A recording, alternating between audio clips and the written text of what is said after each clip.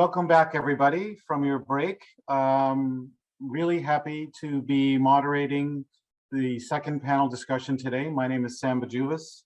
I'm with SNC-Lavalin, but also I'm co-chair of the International Affairs Committee for the Canadian Chamber of Commerce. Very proud to be moderating this panel discussion, Navigating Canada-U.S. Relations in an Era of Trade, Protectionism, and Great Power Politics. What a title.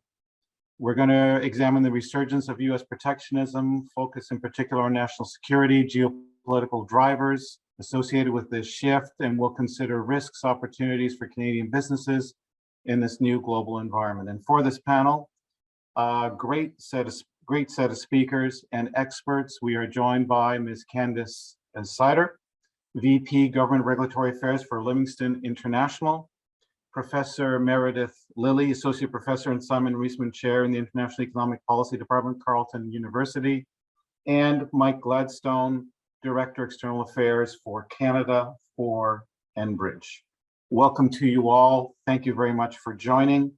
Process-wise, we'll open with some opening remarks and welcome remarks, and ask everyone to introduce themselves. Candice, why don't you go first? Good afternoon, everyone, and it's really my pleasure to be part of today's panel discussion. Interesting context in terms of where we are currently within our Canada-U.S. relations. Navigating Canada-U.S. relations has taken a very new direction with greater complexity in a post-COVID environment. It's influencing trade agreements, border management, economic security quickly becomes issues of national security. And I want to share with you, you all heard of the law of unintended consequences. They may be or may not be foreseeable or even immediately observable, and they may be beneficial, harmful, or neutral in their impact. Economies are moving towards a protectionist environment, has far-reaching effects, and has the potential for long-lasting impacts, which can be negative. The U.S. trade policy allows them to promote domestic producers and thereby boost the domestic production of goods and services by imposing tariffs and limiting foreign goods and services in the marketplace, thus impacting importations of goods. I look forward to our discussion today on this complex issue. Thanks, Candice. And now over to Professor Lilly. Over to you.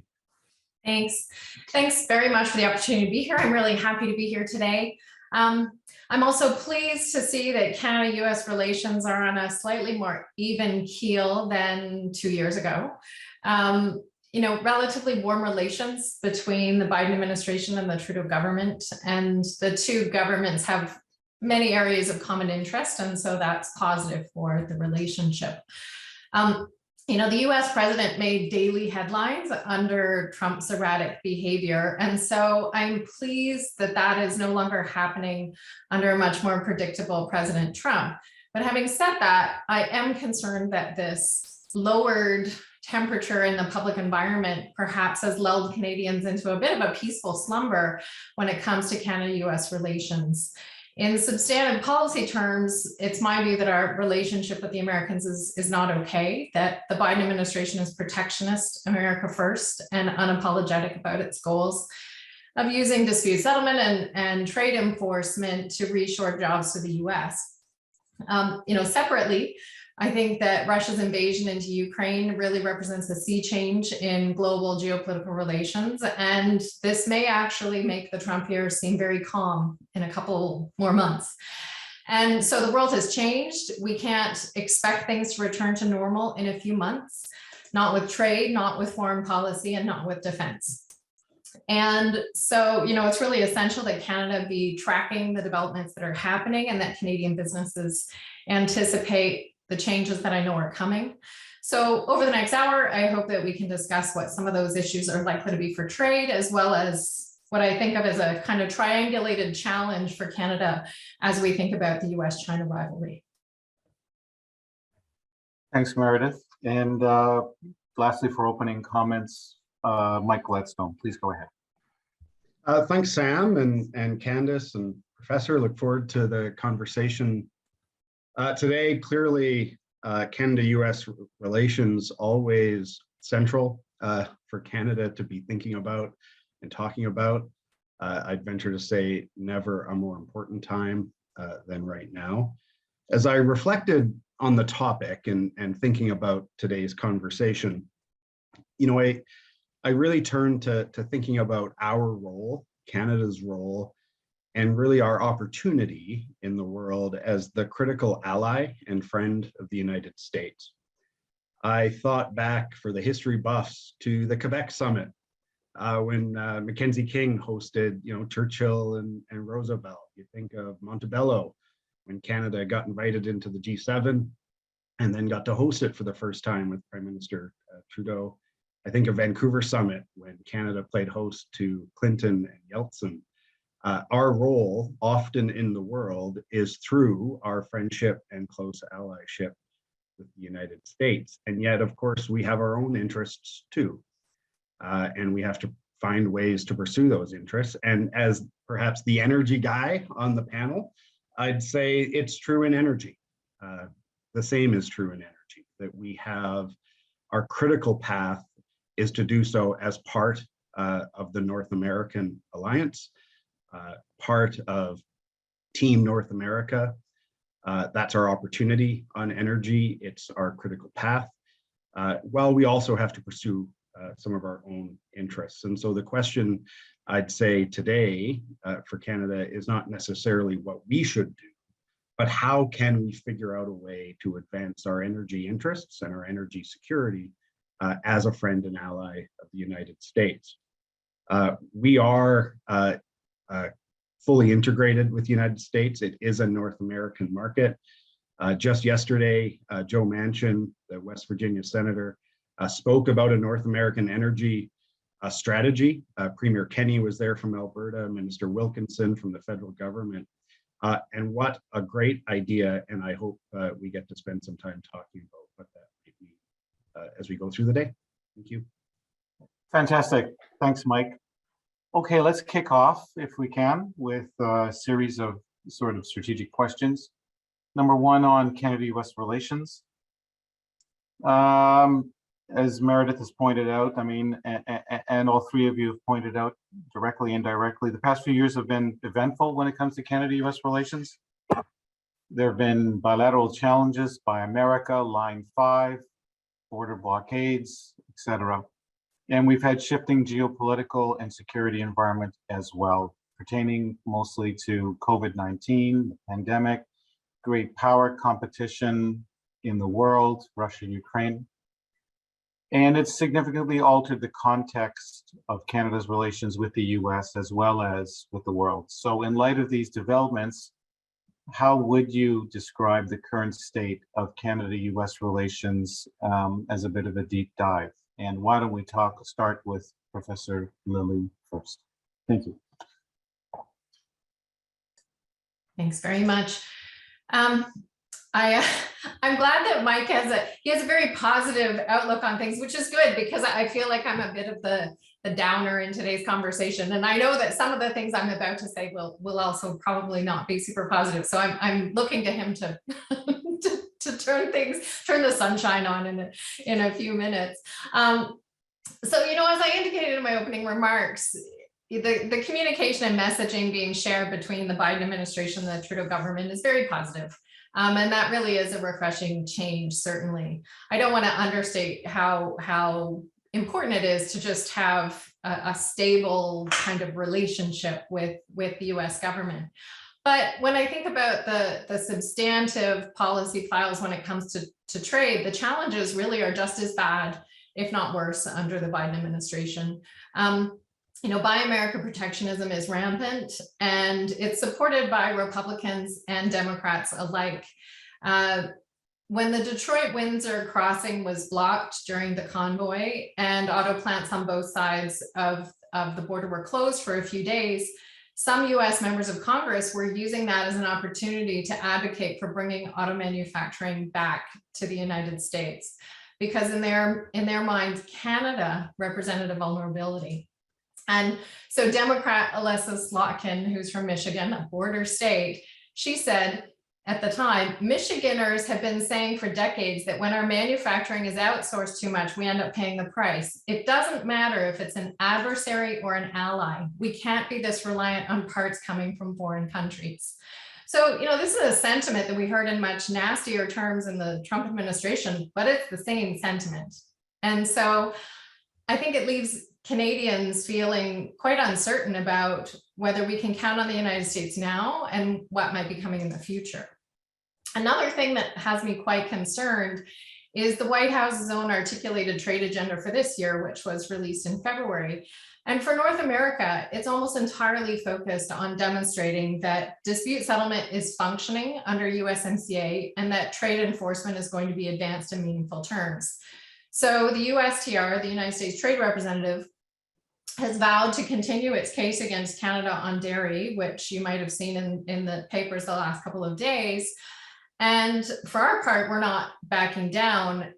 And, the bigger picture of this is not a positive one, because I think this is actually a relatively minor issue in the face of global trade challenges that we're facing, yet it distracts both governments from kind of moving on to more important issues.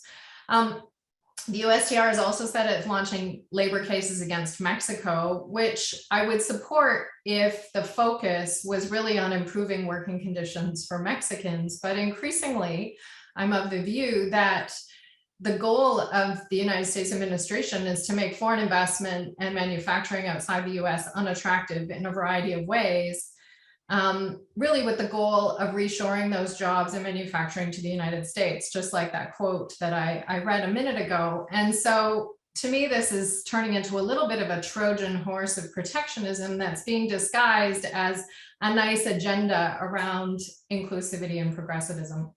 So rather than a trade agenda that's focused on growing trade in North America, like Mike was talking about, this idea that we should be working on things together, building things together, advancing a North American trade agenda, what we're hearing instead is this policy that's very anchored in a zero-sum game around America first. So I would like to say that I'm more optimistic about where we're headed from a policy direction, but I'm really not seeing those signals. Okay, we've had the yin. Now, how about the yang? Mike, over to you. Yeah, happy to jump in. I don't know if I'll live up to the happy warrior by starting with line 5, but I'll try.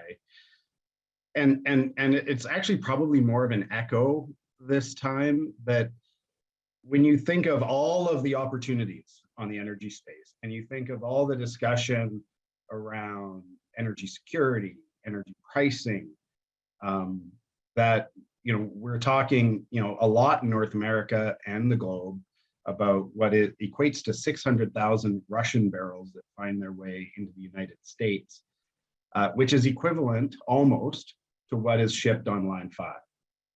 And yet we're still fighting tooth and nail, trying to find paths forward with partners and with communities and with governments to keep line 5 open. And I guess my real point there is to move the importance of moving from irritants to the path forward. And I think Professor, you put that together so well. Since 2016, the United States has moved from a net importer of natural gas to a net exporter. And just think about the last 6 years and the energy discussion as it relates in North America to Canada. We have not been making that progress ourselves off our coast, and we've not been making that progress selling into the United States or even through the United States off their US Gulf Coast.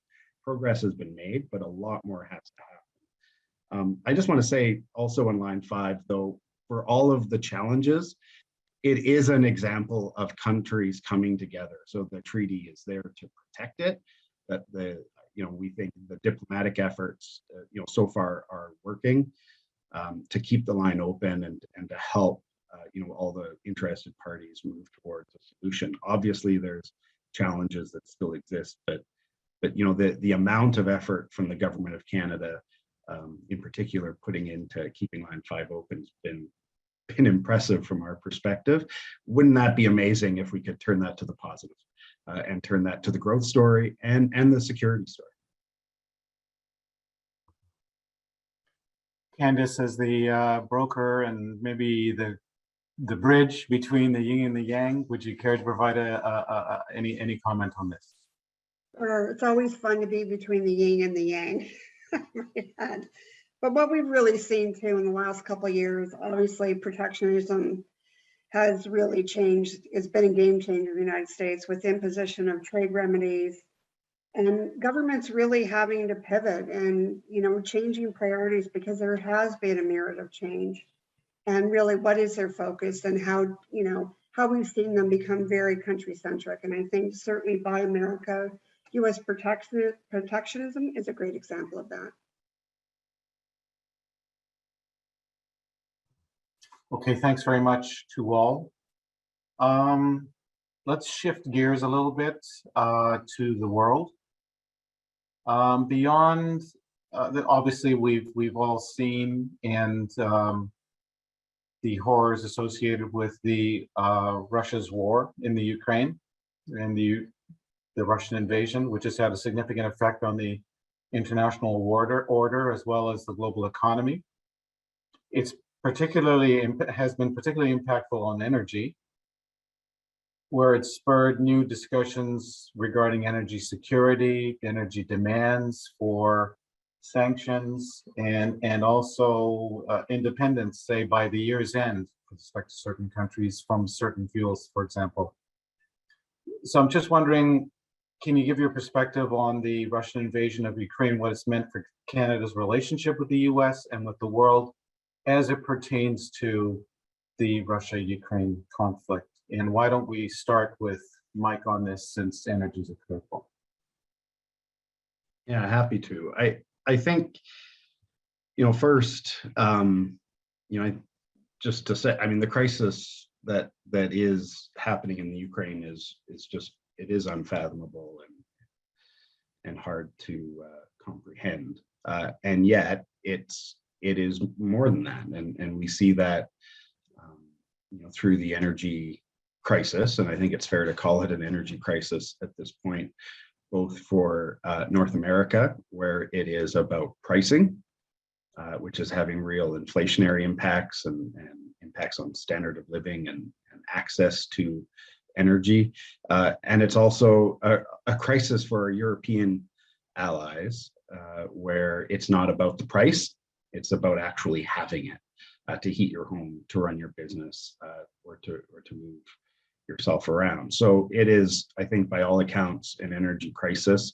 And yet, while the inflection point has been the war in Ukraine, it didn't start there. And I don't think it's fair to assume that it would end there either. It's been building from a lack of investment in energy globally for a long time. So what does it mean for the Canada-U.S. relationship? This is, I think, the crux of it for Canada. That the world and our allies in particular are crying out in need of access to reliable, to affordable, and to clean energy. It's all of those together. And if Canada can't supply it, then I'm honestly not sure who can. I think, if you were sitting in Europe today and you looked around the world, you would look at Canada first for that energy, and yet we're not close to being able to the infrastructure that can move it there. Now, with our partners in the United States, there's a real opportunity to leverage the full North American footprint. Think about it. We've got 4 coasts, each one of them with assets and advantages and different forms of energy to move. Our ability to move LNG in particular, which can be done in conjunction with ammonia or hydrogen, either in the near term or over the long term, is a real advantage in Canada and in North America. And we can do that in a way that allows, BC gas to displace gas currently going to Asia, so that more gas from the US Gulf Coast or Eastern Canada is freed up to go straight to Europe. So there's a real opportunity if we work together. And it will take, I am confident, Canada and the US having a shared vision and working collectively on how to not just produce the energy, but to build the infrastructure to get it offshore. Thanks, Mike. Very comprehensive. Professor Lee, would you like to contribute? Yeah, I'll say a couple of things. Mike's obviously the energy expert, so it's good that he got us started. I would have liked to see Canada be in a different position today in terms of being able to help European countries and allies deal with the crisis that we're facing as a result of the Russian invasion. And we're not, because we lack major transportation infrastructure to get that oil to Tidewater, most notably pipelines. And these have either been blocked directly by the U.S. administration in the case of the Keystone Pipeline, because apparently the Biden administration would rather have Venezuelan oil than Canadian oil. That happened yesterday. They eased sanctions on Venezuelan oil. But it's also because of our own domestic failures to succeed. And these all date back long before the Russia issue. A few weeks ago, Minister Wilkinson was asked directly about Canada's ability to supply Europe given the current crisis. And, he expressed this desire to help, and he talked about long-term ways we could be of use. But I was really concerned to hear him talking about no desire to work on pipelines because that could result in so-called stranded assets in a low carbon future. And this is, I think, a political position that's not really supported by evidence. There will continue to be markets for Canadian oil and gas for decades. And it's a problem, I think, that we have a government that's not committed to developing these resources in a clean and environmentally responsible way. To the point Mike raised, European countries look to Canada and say, well, that seems like a country that's producing clean energy. For those who accept the minister's position that really we should be focused on other forms of clean energy moving forward, I would still put forward the position that Canada's bungling on pipelines has actually left the impression that Canada can't deliver on major energy infrastructure. And that's a problem because we need foreign direct investment to help develop these new clean energy projects. Global Affairs Canada 2021 trade report says that this energy and mining was the sector that lost the most foreign direct investment of any sector in 2020. And, some of that is because of canceled pipelines, including the Pacific Northwest LNG project, where Japan was a major investor. And so, I see this as a real problem because when I travel to countries like Japan and I hear that there's a huge desire for Canadian energy, you can also hear that investors are concerned about our ability to develop that. And I don't believe that investors will just suddenly accept that Canada is willing to invest in new forms of clean energy based on our record to date. I do think these things are linked. And so, it's my strong view that currently approved projects need to be supported to proceed because they actually provide that proof of concept for other forms of clean energy in the future. We can't just snap our fingers and say, the government can't say, well, this is energy that we like, so we'll develop that, because investors are looking at our inability to have done so for a long time. So we have an opportunity. I don't like to talk about opportunities in the context of the Russian war, but there is, and Canada can contribute to helping with this challenge, but we really need to change our tone. Thanks very much. Candice, over to you for a brief comment. Thanks.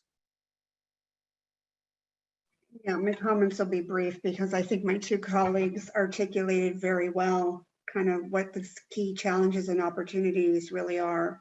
But certainly the Russian invasion of Ukraine have strengthened, if anything, the resolve of G7 and NATO countries.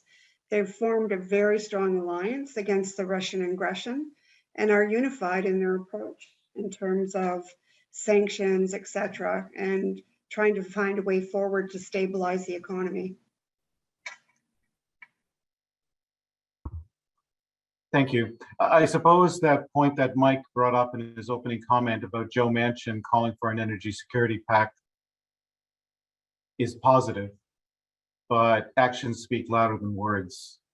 And perhaps that's a way to kind of bridge here where we are closer And here we have an American political leader who would like to bring us even closer together on the energy security front and has proposed something. The question is what are we going to do about it, and what actions will we take to actually make that energy security pact between our two countries and in minerals more kind of cohesive and actually real. Thank you very much. COVID has brought into focus the need to strengthen supply chain resiliency and sustainability. This seems today especially relevant when it comes to strategically important areas such as critical minerals. What a segue from Joe Manchin's suggestion for a security pact on minerals. So what opportunities are there for Canada in light of this ongoing shift towards prioritization of sustainability and resilience in trade? And perhaps given her position at Livingston, this is a great question for Candace. Great, thank you. So really, we've seen over the last 2 years, supply chain disruption has been exacerbated by a number of different and key factors. So the methodology or the thought process about just a return to business as usual in old patterns and activities come into play, that absolutely has to be avoided. We've seen significant volumes coming into our supply chain that we never have before. Even if I take a look at e-commerce volumes as an example, consumers have ordered, have moved to changing their shopping patterns, and they're ordering more than ever online. And that's because during COVID, we simply could not go to a bricks and mortar store. There was not goods that were available, and it was only essential goods. We have not returned back to those COVID pre-buying patterns, if you will. So what we're seeing is an infrastructure that's really been impacted, and it doesn't support surges in demands for physical goods. We've all seen, in the news over the last couple of months, the backlog of cargo that's trying to arrive in ports, both in Canada and the U.S. If I take the Port of Long Beach as an example, at one point in time, there was 153 cargo containers sitting out in the bay, and now it's down to 54. What does that mean for the economy and supply chains? It means that goods are not offloaded off those ships in a timely manner. It means that they're not infused into the supply chain. Therefore, you're seeing the cause and effect of that. Even when you go into a grocery store and you see empty shelves, or there are certain products that you can no longer obtain anymore just because of, it's not able to get into the supply chain. Lowering barriers to trade and investment to prioritize border infrastructure is key to recovery and resilience. We've seen this over and over again, where the border infrastructure or the port infrastructure is just not in place to be able to get goods, efficiently back into the supply chain. Thanks, And Amir. yeah, I wanted to, there was one other comment I wanted to make, sorry. I think, all of the backlogs introduce additional costs into the supply chain, really at a critical time when we're going through economic recovery. So it needs to be top of mind in terms of a comprehensive strategic plan development with supply chain disruption is critical. And the time is really now. It's not, in the future, we're probably already behind in developing what that needs to look like for the future. So I will turn it back to you. Thank you. Professor Lilly, would you like to comment on this question of supply chains? Well, just picking up on what Candace said, I think that when we think about resilience, particularly when it comes to the Canada-U.S. relationship, I don't think about Canada looking to the U.S. to ensure its long-term resilience. The kind of issues that Candace is raising around challenges addressing our supply chain problems aren't going to be solved by continuing to rely even more on our biggest neighbor to the south. And so, I think that we have to have a bit of a two-track approach, both greater self-reliance in areas that are essential, but self-reliance is very expensive and not doable for most parts of our economy. So we have to be very, very selective about the things that we say. This is not negotiable. We must make it in Canada. For instance, PPE, which we now make in Canada. but we can't do that across all sectors. And so in those sectors, we really, I think, have to look at even more diversification. Sure, we can have some from the States, some from China, but then we need to fill it in with a whole bunch of other countries as well, so that we have many options to turn to. And, you know, this is going to be more expensive for firms. It is going to be less efficient.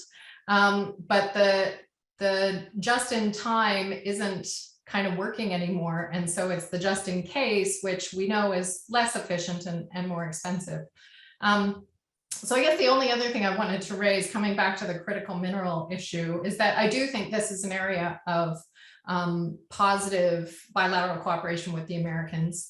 In my own research, I've been making the argument that Canada has, in its critical mineral supply chains, if we reflect the values that the current US administration says it cares about: labor and environment provisions, national security, human rights. You don't need to look any further than Canada.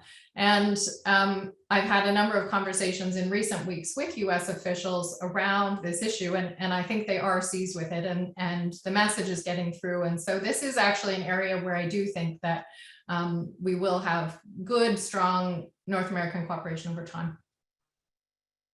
Thank you very much. Mike, last comment on this particular question on supply chains.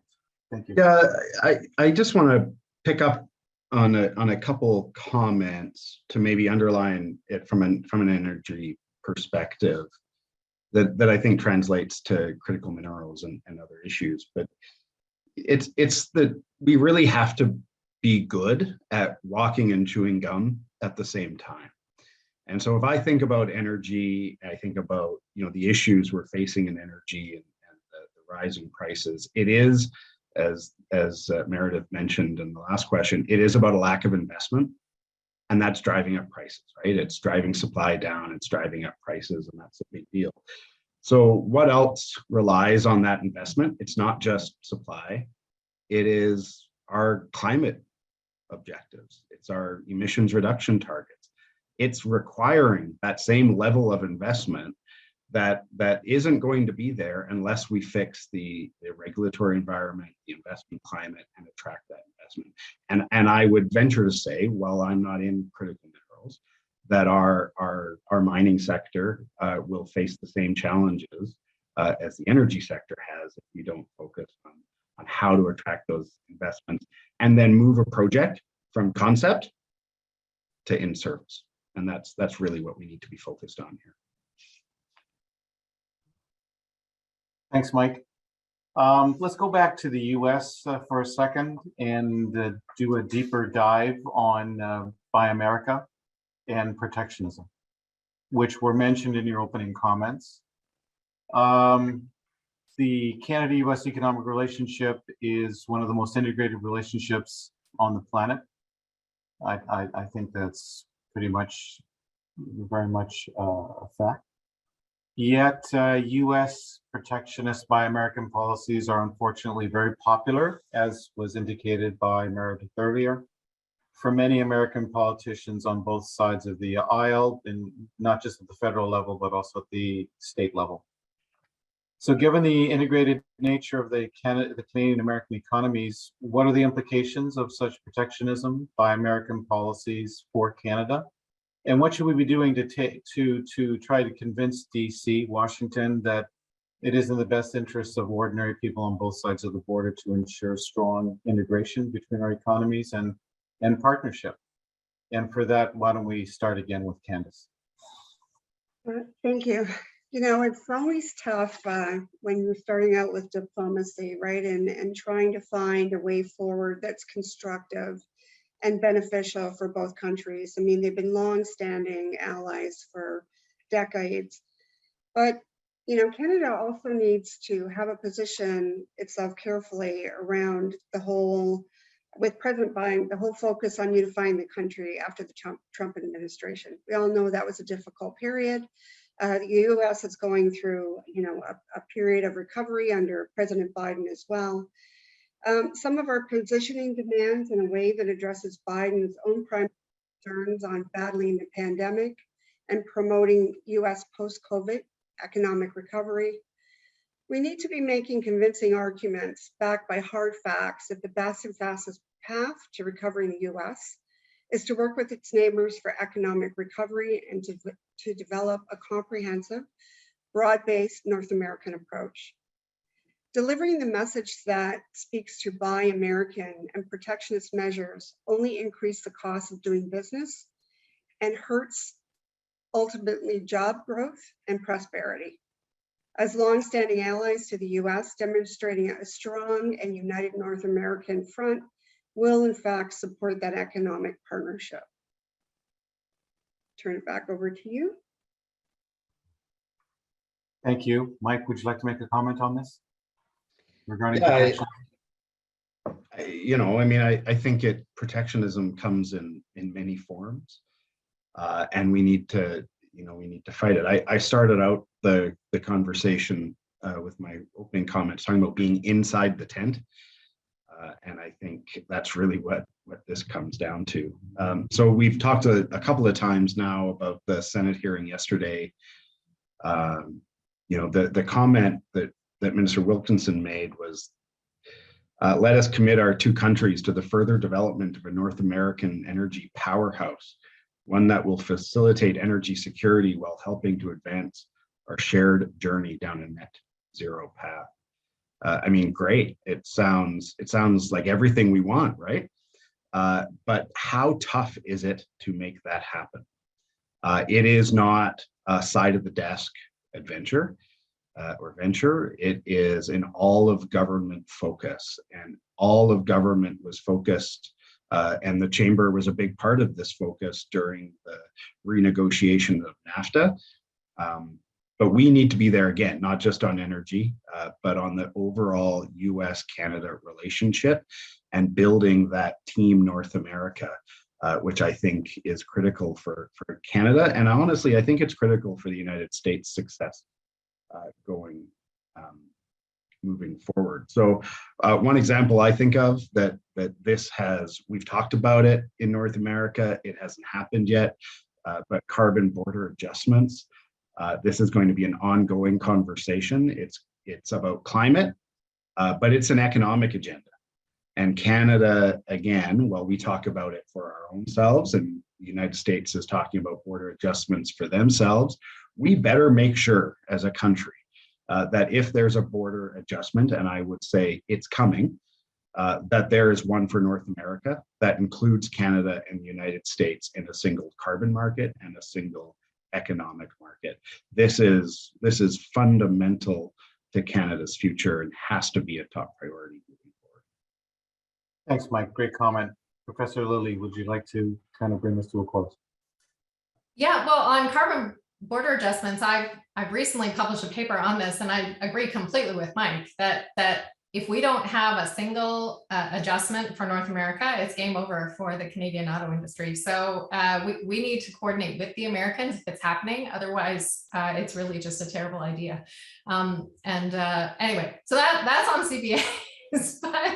But I think more generally, the America First agenda is not controversial in the United States. Being America First is very normal for politicians on both sides of the border. They're agreed about this. And so I think that one of the things Canada needs to do in our overtures is build that business case. And this is, I think, some of what Candace was saying. We need to build the case to explain why continuing to have open US-Canada trade is good for American interests. It's good for Canadian interests, but why is it good for American interests? And, last year, the electric vehicle issue came to a head, and the Prime Minister and others went down to Washington to appeal to members of Congress over the tax credit issue, including Joe Manchin. And, with good reason, because there was real concerns about what this could mean for the future of the Canadian auto industry. At the same time, American lawmakers were a bit mystified about this level of animation coming from Canada.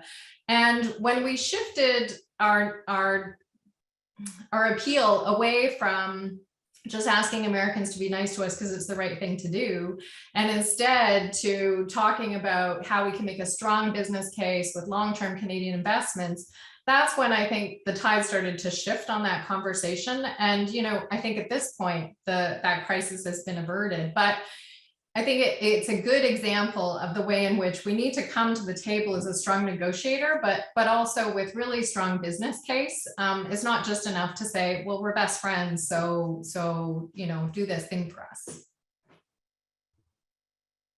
Okay, thank you very much. There's a couple of questions on this in the Slido box, and I'll come back when we're in the when we go to Q&A with the audience. Let's end off by talking by maybe getting outside of North America for a bit, being more global.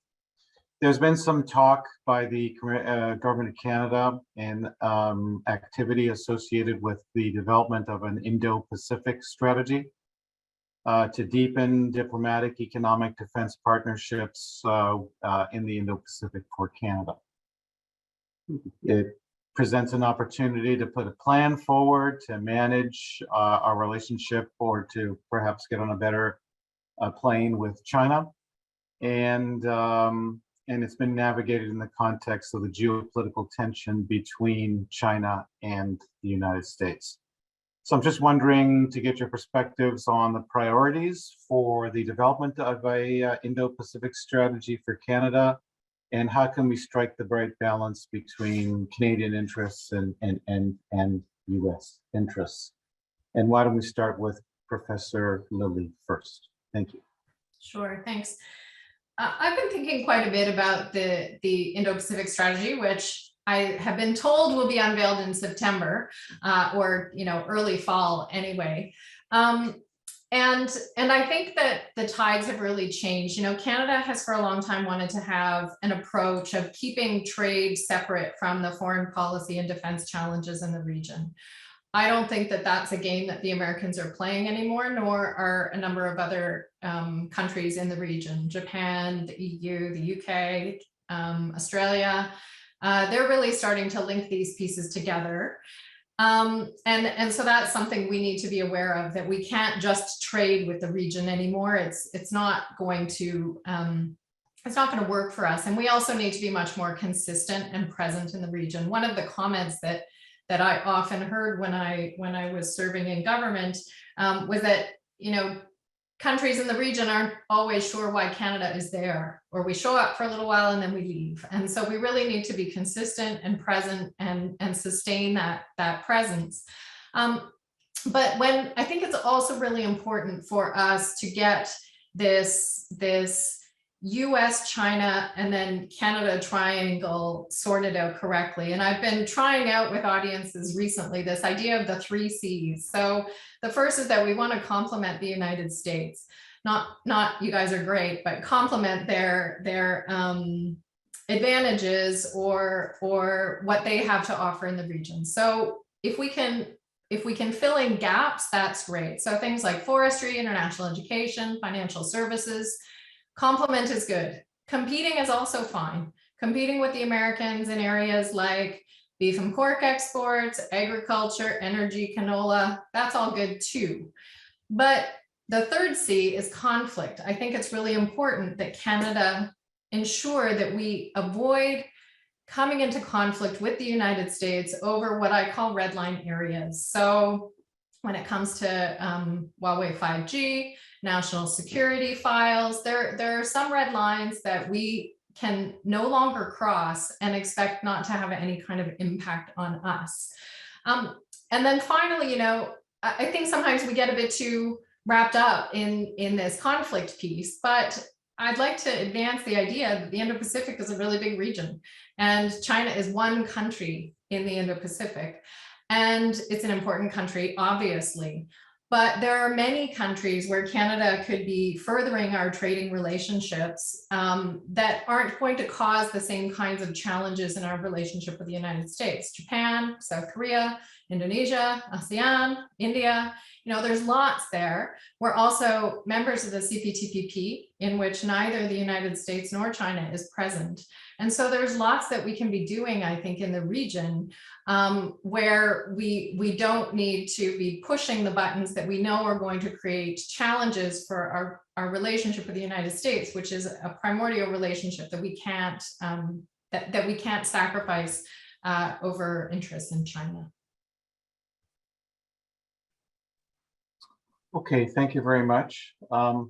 Mike, would you care to comment on this particular topic of the Indo-Pacific strategy?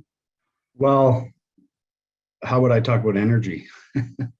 Look, I would maybe just say that if Canada has an energy advantage in the next decade, it is natural gas export to the Indo-Pacific. It works not only for our economy, but it works for their economy, and it can meet their emissions reduction targets, which is good for the world. And I think important for Canadians, it can all be done within our own emissions targets domestically, which I know, it's important to us, and I think it's important to most Canadians.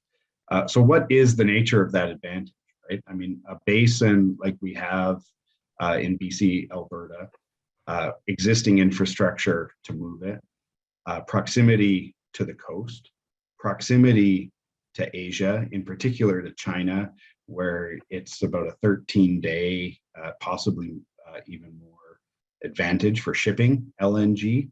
The weather, we're a northern climate, so we can actually liquefy the natural gas with a lot less energy demand than they do really in any other LNG producing market in the world. And we have access to hydro in BC. So it's, I think, what is it, 80% of Canada's electricity is non-emitting, but in BC, obviously that's a huge advantage. And the ability and access to that electricity to electrify the LNG. So it's huge advantages. And I should say, the cost differential. We talk a lot about, as Canadians, certainly in the energy sector, the cost differential of our oil to the Gulf Coast, but the cost differential of our gas to the demand centers in the Indo-Pacific and elsewhere in the world is huge. And that means our product is not only in demand in those places, but it's an advantage to us to be selling it. So this has to be, I think it's a no-brainer.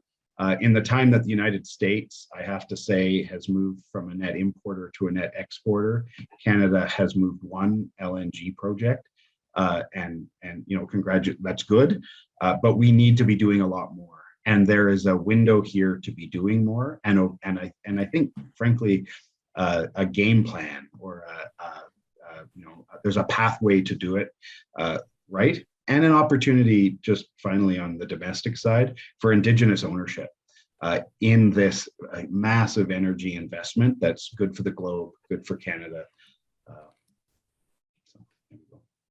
Thank you very much. Candice, you want to sort of close this off if you've got any thoughts on the Indo-Pacific strategy? Yeah, thank you for that. Certainly it supports the ASEAN region. And, the time is right for a new trilateral agreement and partnerships, which really promote and facilitate trade. So we'll be looking closely at what transpires in the next little while on this important agreement. Okay, thank you. Thank you very much. Maybe we can take a few minutes, not many. There are 3 or 4 questions in the chat, and I'll try and summarize them in the following way. You've all given some great comments vis-a-vis the United States and then internationally. I just want to challenge you all. Globalization is on the back foot.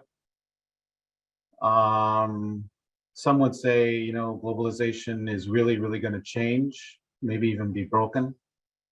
The Biden administration has come in, and some people are asking whether things are better under the Biden administration. So that's kind of the first question to you all. Are we better with the Biden administration than we were with the previous administration? And then secondly, do we see each other as reliable partners? Do the Americans see us as reliable partners? And let's just think a little more broadly than just economic. How do you feel about that? And then thirdly, given what I just said about globalization, shouldn't we be pursuing whatever we can in order to try and continue to liberalize trade? And whether it means an Indo-Pacific strategy or expanding CPTPP, and then working with the US to keep them on the bicycle of multilateralism, shouldn't we continue to be engaged with the US as much as we can to keep them engaged in the world? So past versus present, are we do you think that the Americans think of us as reliable? And in addition to the US, should we continue to press and engage the US to keep them there on the multilateral level? Thank you. Around the corner, Candace, you're there, so why don't you start? That was a very big question, Sam. But actually, I'll just touch on it and then I'll turn it over to my colleagues because I know time is running out. But in terms of trade remedies, I don't think the Biden administration is better than what President Trump was. He continues to impose trade remedies. We've seen that in softwood lumber. We've seen it in other areas over the course of the last couple of years. And my sense is that he will not change his position on that in terms of what we're looking at. And whether he feels it's a good effort to facilitate trade or not, trade remedies will continue to exist. Are they good for countries? I would suggest probably not. So I'm going to turn it over to. Thank you. Mike? I'm not sure I'll answer all the questions that were in that question, but I've got a list of answers. Is it better or worse? I'd venture to say it doesn't matter. I think what actually matters is just how important the relationship is and the amount of effort it takes from Canada to maintain at an equilibrium that relationship. And yet when we talk about growth and we talk about the future and we talk about the hope for that future, the better that relationship is, hence the more effort we put into that relationship, the better the future can be. So I'd rather focus it, I think, and I think honestly for Canadians, it's most important that we think about the effort that we put into maintaining that relationship, not just with an administration, but through the depths of the government, with industry, all the way through. Lastly, just to reiterate, inside the tent, that's what matters to Canada more than anything else. And finally, I think the question was, does the US, do they take us for granted, or do they find us reliable? And I think actually so the question was, do they find us reliable? I think the answer is they probably take us for granted, which is maybe a comment on the effort we've put in recently to that relationship. But they can afford to take us for granted, and we cannot afford to take them for granted or that relationship. Thank you. Professor Lilly, very quickly, please. Very, very quickly. Is Canada better under Biden or Trump? I would agree with both comments made. In many ways, it doesn't matter. I'm not sure things are better from a trade perspective, but I do think that the world is better with Biden as president than Trump. So I would leave it there. I worry about what a Russian invasion would look like under a different president. Is Canada reliable? I think that we can be counted on to say all the right things. I'm not sure we always follow through. The US is very concerned about our defense spending and commitment to defense spending in Canada.